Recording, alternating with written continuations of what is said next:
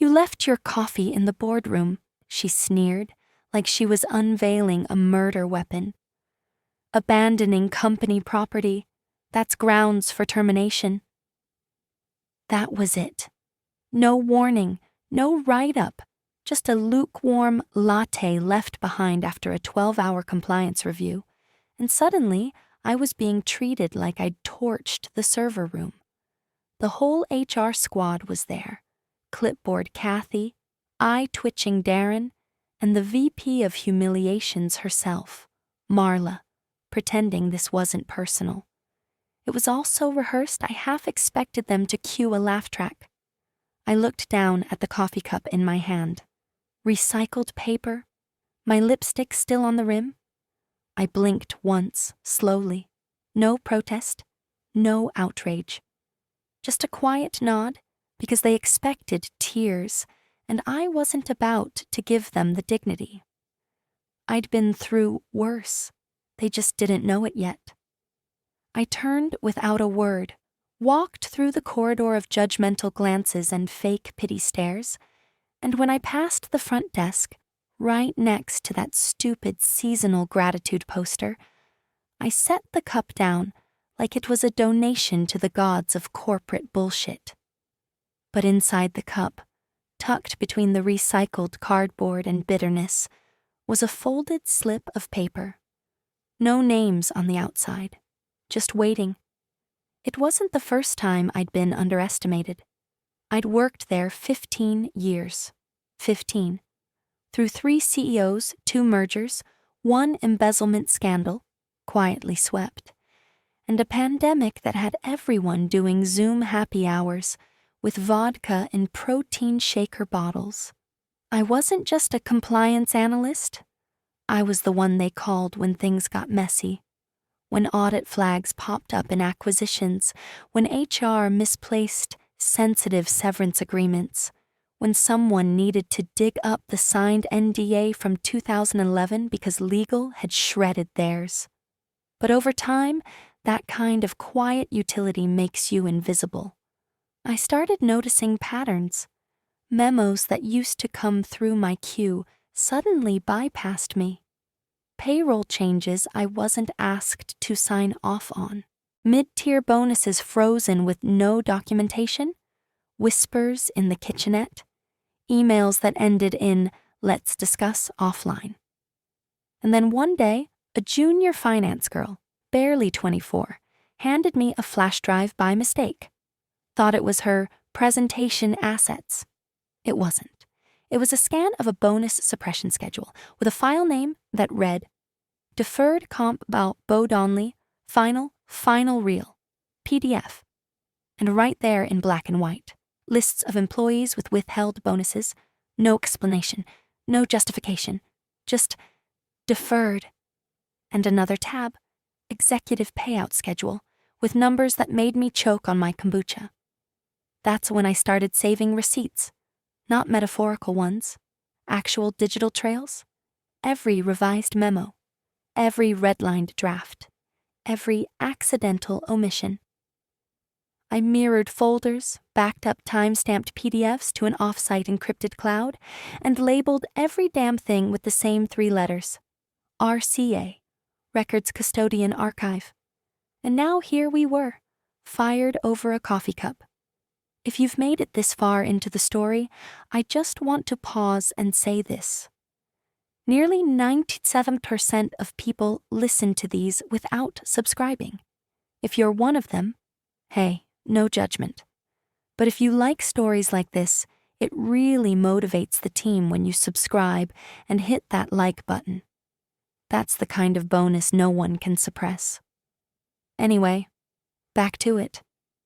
You want to know the real punchline? That coffee I abandoned?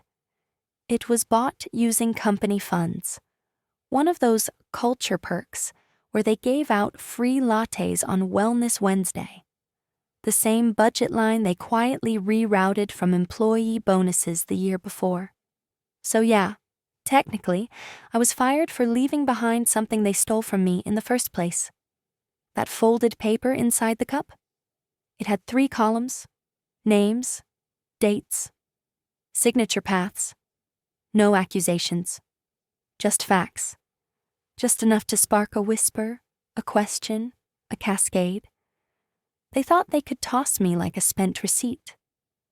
But I was the damn filing cabinet, and someone was about to open the wrong drawer. It started with a rumor. Not the dramatic kind, just a passing comment over burnt coffee and microwave oatmeal in the break room. "Did you hear Danielle's bonus got pushed to Q4 again?" someone whispered, eyes darting toward the camera in the ceiling. Danielle was a performance manager, 8 years in, crushed every metric she ever touched.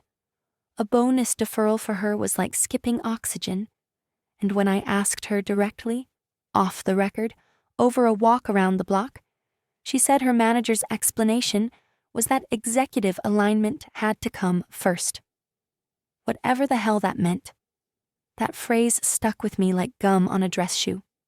So I started digging, not out of spite, out of habit.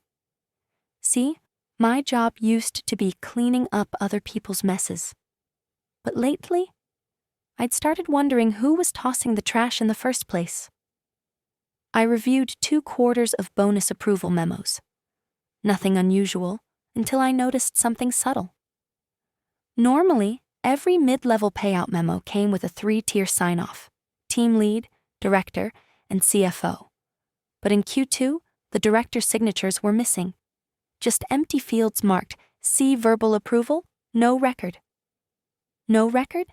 That's not how this works. That's never how this works. I traced it back. Sure enough, same missing links in Q1. But here's the real kicker: the executive bonuses, fully signed, dated, expedited. Payouts inflated 12%, even in a down quarter. I cross-referenced against revenue performance and, yep, didn't line up. The math didn't lie. Mid-tier employees had their bonuses deferred, while the C-suite inflated theirs by suppressing baseline averages. The numbers were massaged to paint a rosier picture right as the acquisition date loomed. That was the moment my stomach dropped. This wasn't an error. It was orchestration. And I was supposed to be the dumb pianist in the background, playing compliance jazz while they raked in executive windfalls. The closer I looked, the clearer the scheme became. Payroll was complicit or silenced. Finance routed approvals through ad hoc tools with no versioning. One document had literally been overwritten 6 times under the same file name. FAWI Bonus Plan Q2, Final, Draft, Final, Use. This one, real final.pdf. I wasn't dealing with amateurs.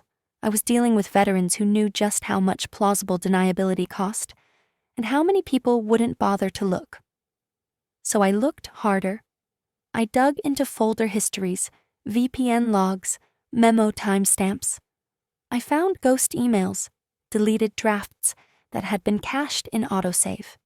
Even Marla from HR had signed a hush update to the retention award allocation plan that reduced bonus visibility for managers until the acquisition finalization window closes. Buried in legalese, but damning, I started building a file, not just for me, for anyone who might need to see the whole map. I created a clean index. Executive names who signed off, dates of approvals, names of employees whose bonuses were quietly cut or delayed, PDF hashes of original versus tampered docs. Then I printed the summary list. A single slip of paper. I kept it folded behind the ID in my badge holder, right where the security cameras couldn't see. I told myself I wouldn't use it, not unless they made me. And then, they made me. They thought firing me would make me disappear. But the thing about compliance people? We don't forget. We document. And I had a whole lot of documentation. I didn't cry. Not in the parking lot. Not in the Uber. Not when I peeled the Employee of the Month March 2017 magnet off my locker and stuffed it between a granola bar and my spare flats. I didn't cry because this wasn't grief. It was ignition. They wanted a quiet exit. One tidy little HR sweep. One black mark in the system so that any future reference would whisper, she was difficult. But I'd already prepared for this. You don't spend 2 months tracing corporate corruption and not expect to get your throat cut the moment they sniff you're onto something.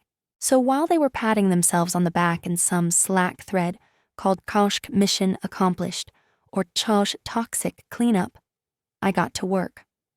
3 envelopes. Heavy cardstock. No return address. Each one sealed with a glue stick. I bought the same day they bought themselves new executive chairs to reflect leadership posture. Envelope 1 went to Elise Rowan, investigative journalist, tech corruption beat, whose last piece got a CFO arrested for backdating stock options during an IPO. Inside, the 1-page summary with a QR code leading to a mirrored cloud folder, password protected, read only, time-stamped to the minute. I titled it, Deferred Justice Woe 1. Envelope 2 landed with the watchdog site, Corporate Drop, known for leaking internal docs anonymously and nuking entire company valuations with a single Friday post.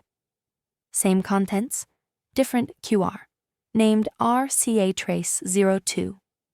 And the third?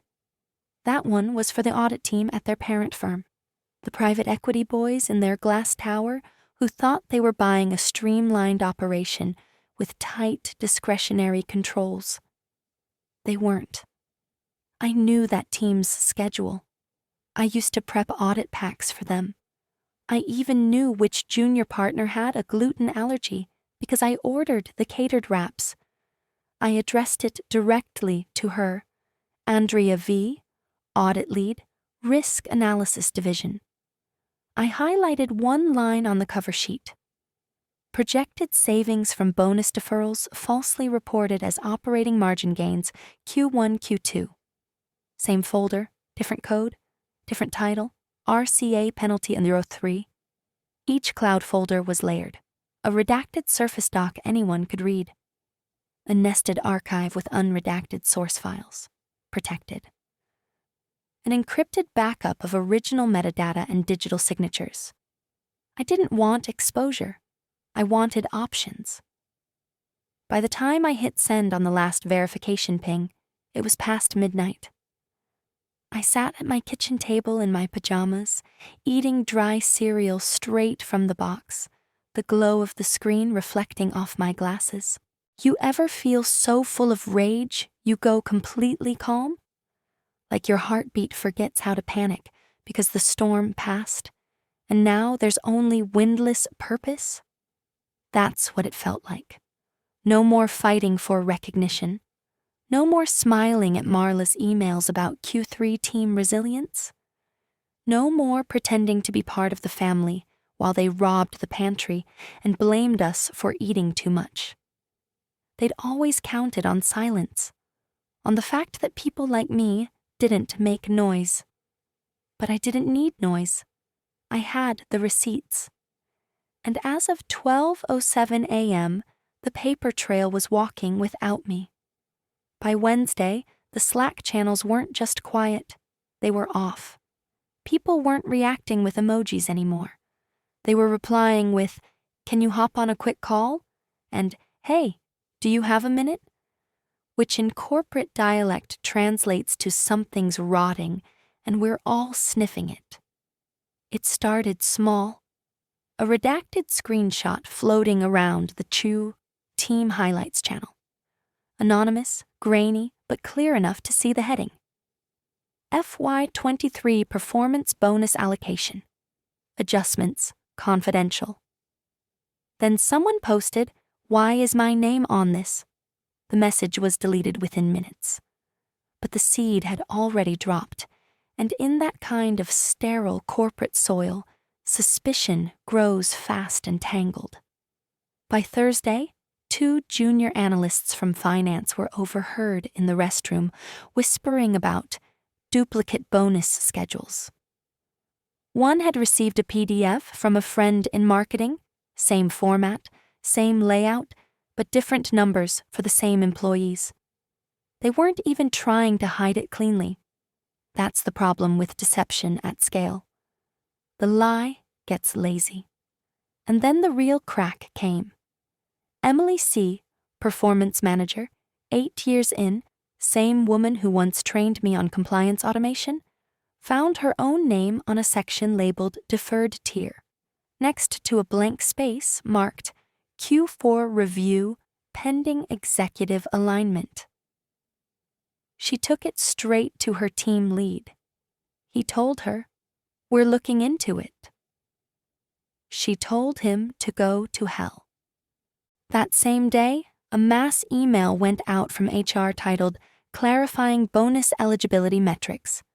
It read like a denial, a confession, and a panic attack all in one.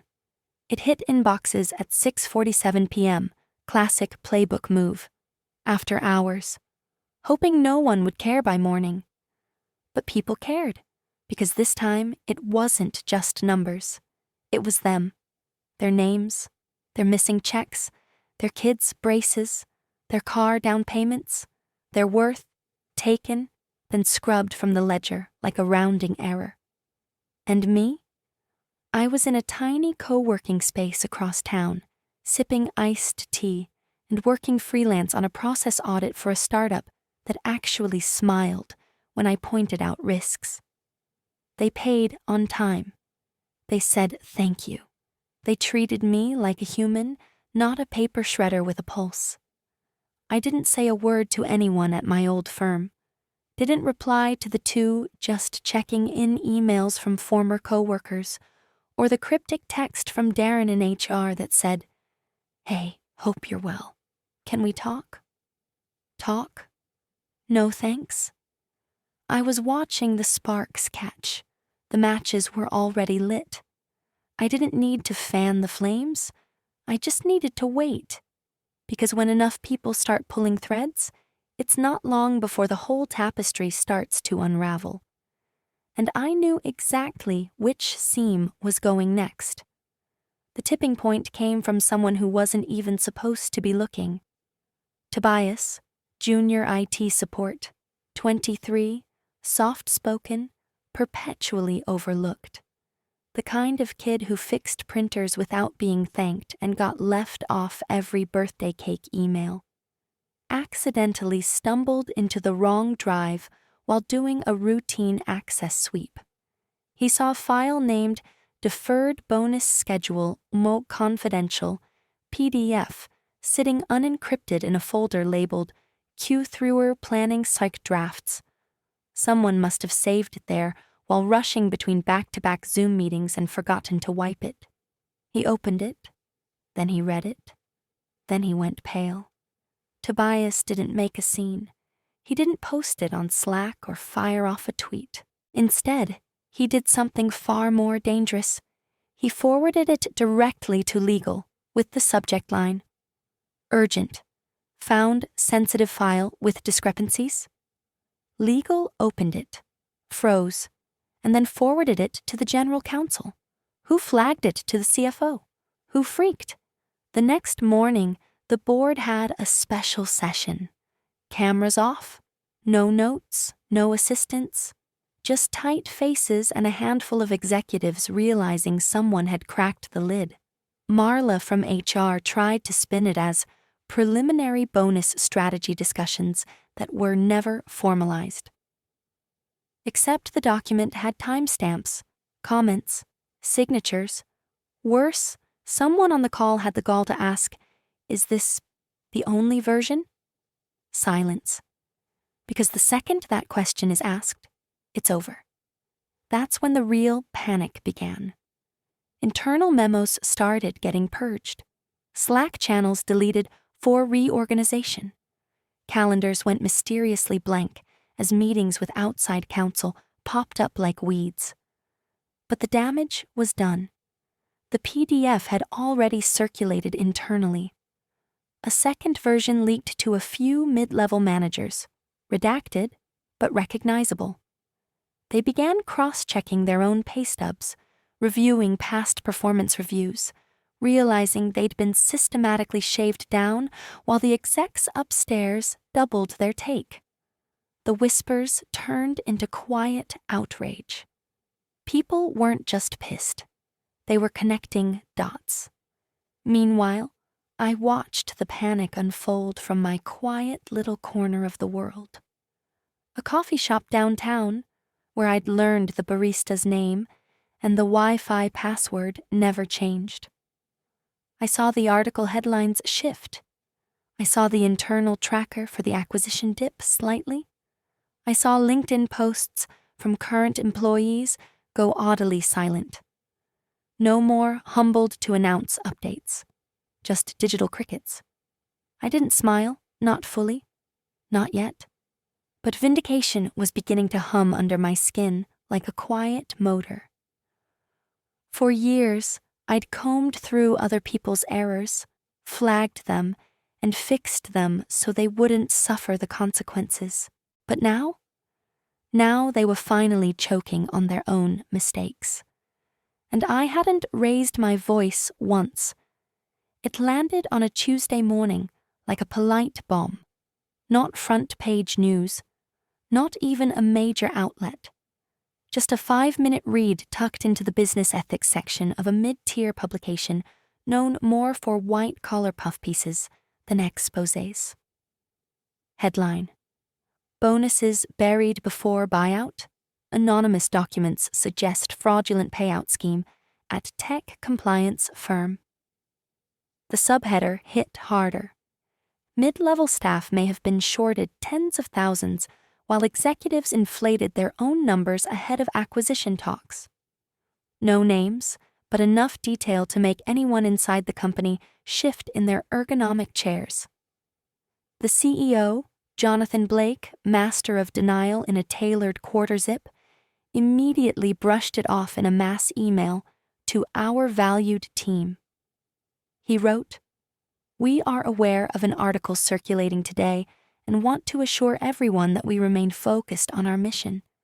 The claims are being taken seriously and appear to be based on incomplete or misinterpreted information." Classic corporate spin. 2 parts condescension, 1 part fear sweat. But the investors? They weren't buying it. Within 3 hours, the parent firm, Arcturus Equity, sent a formal request to the board. Internal audit to be initiated immediately. Full cooperation expected. The reply came back faster than anyone expected. From the audit firm, "We've already received documentation." 6 words that detonated in silence. Now everyone in that building was holding their breath, because if the audit firm already had the files, it meant someone bypassed the internal chain. Someone had gone rogue, except it wasn't rogue. It was structured, tidy, surgical, a scalpel, not a bomb, and nobody knew who held the blade. Suddenly, meetings were invite-only. Assistant calendars stopped syncing. Security began monitoring printer logs and outbound USB activity. Marla canceled her all-hands mental wellness webinar. The Slack mood turned cold and formal. Emojis vanished. So did small talk. Even Darren from HR stopped posting his terrible dad jokes. But that list, the name list, was out there. I knew because I wrote it, and I knew how hard they were working to scrub every inch of digital footprint tied to it. Except they couldn't. Not fully. Not when 3 separate entities had verified read-only access and timestamped hashes from weeks ago. I didn't gloat. Not my style. I just refreshed the audit firm's secure status page every morning, watching as the checklist changed. Executive bonus schedule. Received. Internal approval memos. Verified. Discrepancy. Summary. Under review. The stakes were climbing, Not because they'd been caught, but because they didn't know who was holding the match. They were swatting at shadows, thinking if they moved fast enough, they could trap the leak. But there was no leak. There was only the truth, dripped slowly, methodically, and with intention. And me? I just kept sipping my coffee, reading their statements, and letting them chase ghosts. Because the best part about keeping records is knowing exactly where they forgot to look. My phone buzzed at 8:14 p.m. on a Thursday, an unknown number probably masked through some executive assistant's burner app. I let it ring twice before answering, not because I was playing games, but because I was finishing a bite of takeout lo mein, and frankly, they weren't worth slurping noodles over. "Hi," the voice said, familiar, falsely casual. "This is Jonathan Blake. I was hoping we could talk." My fork didn't stop moving. I didn't say anything. Let the silence do the heavy lifting. He cleared his throat. "We understand now that there's been a misunderstanding. Some files have surfaced, and while we don't know where they came from, it's important we get ahead of this. For everyone's sake. For everyone's sake. I'm prepared to offer reinstatement. Full seniority, no gaps. Severance doubled, just as a show of goodwill. There would, of course, need to be a confidentiality agreement going forward. A standard NDA. Nothing punitive." I almost laughed. Not because it was funny, but because of how transparently desperate it was. The same man who signed off on firing me over a coffee cup now sounded like he was trying not to cry into his scotch. I swallowed, set my chopsticks down. Then I said one sentence. "Return the stolen bonuses and I'll consider silence." No anger, no bargaining, just arithmetic. I heard his breath hitch. That half second where a man realizes he's not negotiating anymore. He's being presented with terms. He didn't ask what I meant. He knew. He absolutely knew. "That may be difficult," he said carefully, "given certain accounting processes that have already closed. There are constraints, legal, financial." I cut him off. "The same constraints that didn't stop you from taking them in the first place?" He didn't respond to that. "Look," he tried again, softer now. "I'm not your enemy. We both know this isn't good for the company, or the employees, or even you, really." I leaned back in my chair, staring at the wall across from me, where the sun was hitting the drywall in just the right way to show the cracks no one bothers to spackle. "I'm not coming back," I said. "This was never about that." He went quiet again. I could hear background movement, probably pacing, maybe some silent assistant sweating in a corner with a notepad and an iPad, trying to guess how much hush money they'd need. "You'll think about it?" he asked, voice brittle. "No." I clicked off. I didn't block him. I didn't need to. I already had the only thing that mattered. Leverage built on truth, and the cold comfort of knowing they finally understood what I'd known all along. I didn't need them. The silence after that call wasn't tense. It was clean. And for the first time in 15 years, I slept without clenching my jaw. It happened overnight, because that's how cowards move. Under the cover of darkness, buried in inboxes timed for 2:03 a.m., the kind of hour where no one replies and everyone forgets. The subject line from HR read, "Update regarding Q1 and Q2 compensation adjustments." Inside, a half-hearted apology wrapped in spreadsheet jargon. Due to an internal reconciliation process, certain discrepancies were identified in bonus disbursements. We have proactively issued corrective adjustments where applicable. No names, no details, no apology, but the numbers spoke for themselves. That morning, phones buzzed across departments. Alerts popped up from banks and payroll apps. People were rubbing sleep from their eyes and seeing numbers that weren't supposed to be there. $3,500 here, $7,100 there. Some saw 5 digits. Mid-level managers, team leads, project analysts, employees who had been quietly told there wasn't room in the budget this quarter. Suddenly, there was room. The grapevine exploded. People in marketing were texting operations. Finance was side-eyeing HR. Danielle, the same one whose bonus first made me suspicious, posted a vague LinkedIn update. Sometimes the truth is louder when you whisper it. No one said my name. They didn't have to. But I wasn't the story anymore. The story was the unraveling.